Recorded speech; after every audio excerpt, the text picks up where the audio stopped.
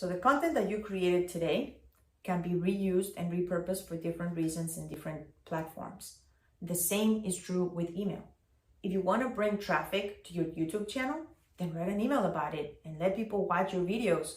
If you have amazing blog posts, then you want to highlight some at different times. Just because you wrote something in 2018, it doesn't mean that it doesn't apply directly to today. You can just repurpose them for the time that we live in right now. Obviously, there are things that are going to expire, like we're not in COVID time anymore, right?